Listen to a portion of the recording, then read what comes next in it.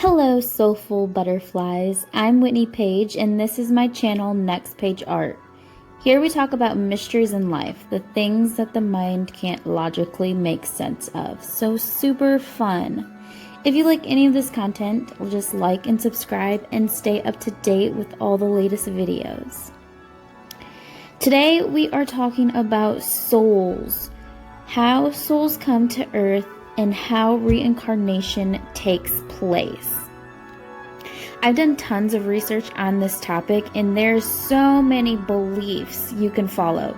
This is how I view the topic and what I can make sense of. If you come across something different and want to believe that, by all means do that. We are very open-minded here, and even if you don't believe it, that's okay too. It's just sometimes fun to explore.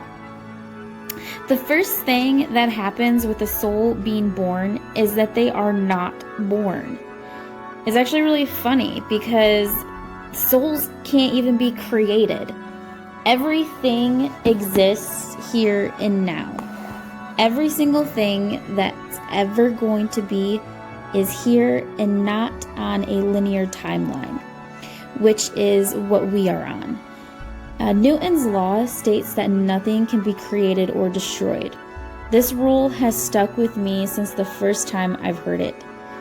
This is why this part of the soul's journey makes sense to me, because I can apply it to a logical science that I've actually learned in school.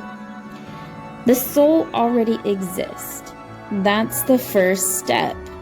Souls are on a cycle of advancement from baby souls to higher vibrations.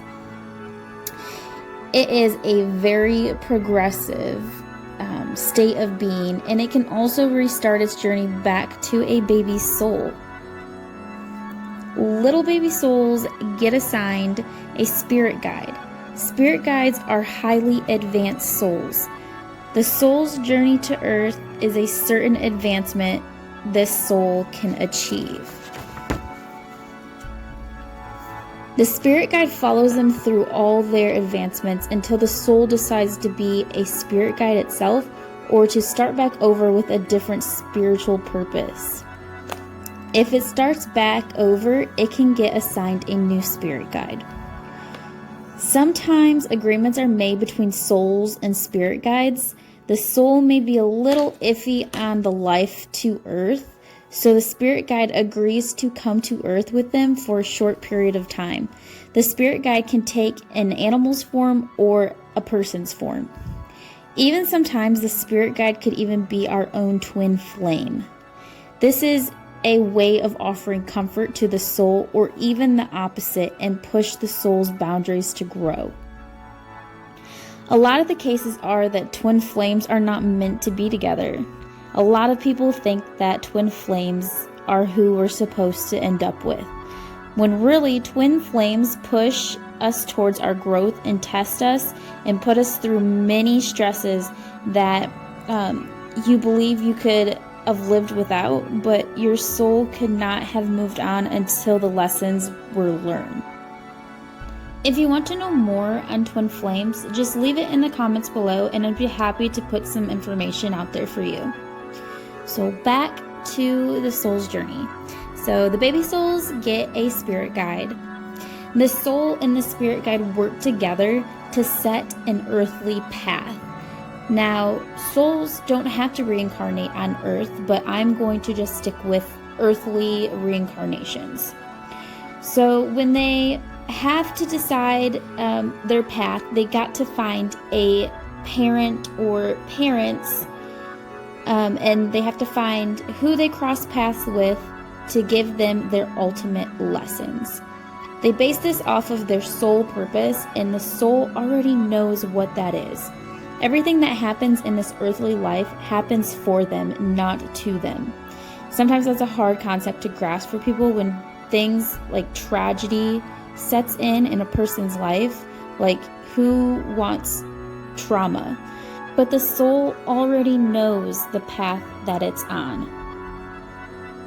Even the not so good serves a purpose if the soul does the healing. The soul may also want to relive connections from previous lives even baby souls, because once they could have been an advanced soul. There are no rules to the spirit world. Mothers who've had daughters could come back being that daughter's child, and they end up switching roles. These can be connections that offer the soul pure love and joy, the ultimate definition of a soulmate. Some ways to tell if a soul has reincarnated into the same family are they've died suddenly or tragically in their previous life. So if your mother, father, any loved one that you know has suddenly died tragically, they have the option to reincarnate pretty quickly into this life and then back into the same family. Another way of telling is from the child itself. The child could recall names of photos that have never been talked about or even seen. They may use similar gestures and words.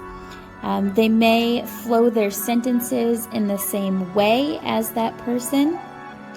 Their mannerism is the same. Their laugh is unmistakably the same. Their curiosity is exact. They behave like the person who is gone regardless of the age or gender that they are. Their physical characteristics is something that goes beyond just the physical DNA features. Of course, we all look similar to our relatives. This has been proven time and time again. It's just the structure of our DNA. But I'm talking about characteristics like birthmarks in the same place as any physical trauma that's been done to the previous person, or even like moles in the same spots or freckles in some way, just any kind of mark on the body that can relate to the previous life's body. That is a good indication that they have reincarnated. If you look in their eyes and get the same feeling that you did with someone else, that's another sign. And also synchronicity. So like pay attention to timing, pay attention to the days and years and month of this other person and this new person that could be the incarnation of them. A baby could be born around the same time your loved one died, or they could have similar birthdays. Just a lot of things match up that just seems really odd and you can't really make sense, and you want to pass it off as coincidence, because that's what the logical mind does. It passes things off as coincidence when we can't make sense. There are like patterns too that can happen. So for an example, dying from a car accident, a new baby could survive a car accident early on in life as a way of fulfilling or closing the karmic cycle. They also can fill that void you had, the void of missing that person, suddenly feels peaceful. That's because that inner space that you hold within you that once held them can only be replenished by the same soul. So instead of emptiness, you actually feel fulfillment that mends the wounds that you had. When the soul connects to its parent, that means they will want to be born as soon as possible. Normally, the soul will linger a year or two before conception. Multiple souls can actually connect to a soul's aura. Many souls want certain souls as siblings, so they will all connect to the same parent soul. Sometimes parents are chosen just for that fact of the sibling soul connections.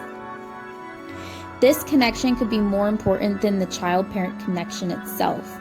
When the soul is connected to the parent's aura, this could be either a mother or a father. They are usually the one to get the urge for the child. So usually the case is whichever person brings up the idea of having a child, that soul has connected to them first. And they may make their connection with the other parent during pregnancy, or even may wait until after birth, or it's possible they can never make that connection. Some souls are so attached to a parent's soul, they may wait lifetimes to be this person's child. This means if the soul's path did not allow them for a child, their baby soul will wait for the opportunity even if that parent soul reincarnates into another life. Souls are committed. Souls also have free will. So what this means is the soul can connect just as well as disconnect. The spirit guide just suggests, but the soul is the deciding factor. If the soul decides to disconnect for reasons such as, I don't know, waiting for a later time maybe, wanting to find different parents, maybe wanting to stay in the spirit world for, who knows, cold feet? I don't know, there could be anything. It may look similar to things we experience here in the physical world, which could be miscarriages and even thoughts or acts of abortion on the parent soul. And I know that's like really dark and a very touchy subject, but I do want to touch base just a little bit, just because I think it's important. So that questioning of if I want to be a parent, that could happen, or if I'm ready for a baby, or I don't want a baby, anything that's kind of like making you stray away from the idea of a baby, could be the baby soul's uncertainty as well, and it's leaving it up to the parents into deciding whether or not that soul is to reincarnate with this family. So not always does the soul feel like it might be the best interest, because it does have that free will, and the spirit guide's just there to guide it, but not tell it what to do.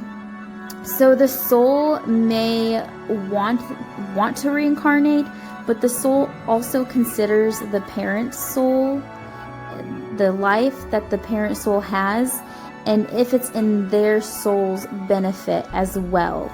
So the soul has a lot of work before entering this life. There is a part where it could come back and forth. Some souls know, no, I'm being born, this is it, I'm going, regardless. But being born is filled with tons of meaning and love way before the thought of them ever comes into the physical mind. Okay, so sometimes the parent is surprised by pregnancy, and the baby soul is well aware and enters this life for a purpose, no matter what. Even if the parent is very uncertain about this child or does not want this child, this baby will still be born regardless of that, because there is something that is bigger and beyond the parent's mind that they can't comprehend. So it will still be born.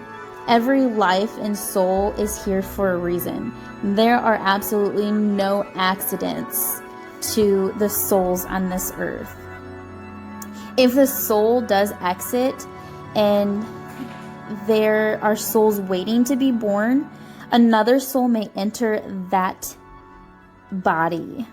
So the soul usually enters around 4 months of gestation, maybe even a little bit earlier, depending on if this soul is super eager and super ready and just completely knows that this is what it wants. It can enter a lot earlier, and it could enter a lot later, especially if another soul enters the same body. They have up until birth to make a final choice. Once birth happens, that soul is confined to the limitations of that body until death.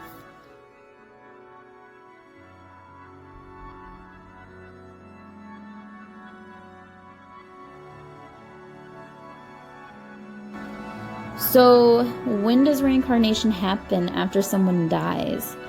Well, as I said before, there are no rules. Any time is as good as any. Spirits don't live on our timeline or live by our rules, or any rules for that fact. But some studies of past lives came up with a similar theme. So through like hypnosis, they revealed souls coming back around 20 to 50 years on average. For advanced souls, they found that they rarely choose to come back. So what they have figured out during hypnosis is that souls usually don't come back that are higher advanced for like 500 years on this timeline. And they also have a purpose in the spirit world. So if the soul's body dies young, they will hop back into life as soon as it's made available to them. So as much as I hate to say it, but some souls actually choose to be born to just die. And I know that's really sad, but it really does happen. I mean, there's a lot of babies born and they die soon after or born that way. It's a very sad thing. And this is more so for the parent soul to work through a soul breakthrough. Sometimes a soul has to be broke down for its advancement as well. Healing must be initiated to the soul parent if there was something in that soul that needed advancement or a karmic cycle that needed to be closed in the current life or even in the past life. So example would be maybe a negative situation happening towards children that the parent soul could have been involved in or could have stepped in to do something and they never did and they just had a lot of guilt with that. So this could be something that would close that karmic cycle. Souls are usually very selfless, so they will make contracts with other souls to help those souls even if the outcome is extremely painful and traumatizing. Also, souls who are at a low vibrational state take a long time to reincarnate. So not only do advanced souls take that long, but these more so souls that lived more negative lives take even longer. So for an extreme example, such as, let's use like Hitler for an example. They may not ever reincarnate. You got like Hitler and Jeffrey Dahmer and anybody that you could just think of something crazy tragic happening. That's because souls need souls of their same frequency of the time of their death to reincarnate. So what that means is unless some person out there is hosting concentration camps and has a child that is basically the only opportunity that Hitler's soul will get the chance to walk this earth again. Universe or God or source does not like when souls refuse to make advancements and instead plays with lives of other souls. So remember, like I said, we all have free will, and souls that choose not to heal and take lessons for what they are can become detached and confused and even severed from the body. Some people can have their souls leave them and the body still will be alive. That's why it is super important to always self-care for your soul and always heal as much as you can to just purify your soul, I guess, if you will. So I come to my last little point in the soul's journey that I want to make. So reincarnation can happen from the future as well. Yeah. So really kind of weird concept to think about. It's hard to wrap your mind around. But people who have already died in the 27th century, for example, can actually come back to the 21st century. The reason for this is to set a certain tone or vibration for this time, or the simple fact that there's something really important in our linear timeline that the soul needs to learn and won't be able to learn it on our future linear timeline. So lots of deep thoughts to think about and perspectives to get your mind thinking. Let me know your experiences with reincarnation. What are some of your beliefs that you may have? And I'm going to list ways to tell if you have lived past lives. So let me know below if you are a baby soul or a soul born again and again and again. Both are equally as beautiful and as important as the other. We are here to learn lessons for something bigger and greater than ourselves. So that's all I have for you on this topic. I could go deeper and deeper and deeper on this, but that is where I will leave you at to let your minds wander and think about. Here is a little extra little thing that I want to do right now to get the view of my son's beliefs. So this, like I said, is a place for you to be open-minded. It doesn't matter if you believe in this stuff or want to believe in it. It's just a area where you can just explore more, expand your mind, bring a little creativity and magic into your life. So this is Connor, and he has a belief about souls that he wants to explain, and it's different than mine. So let's hear what he has to say. Say hi, Connor. What's up? So basically what I believe in is, what if you're the soul and you're borrowing a body, and since reincarnation, sometimes it puts scars on your body when you're from like how you died. What if that's the body you've always had, but it just changes the way you look? So like our bodies are almost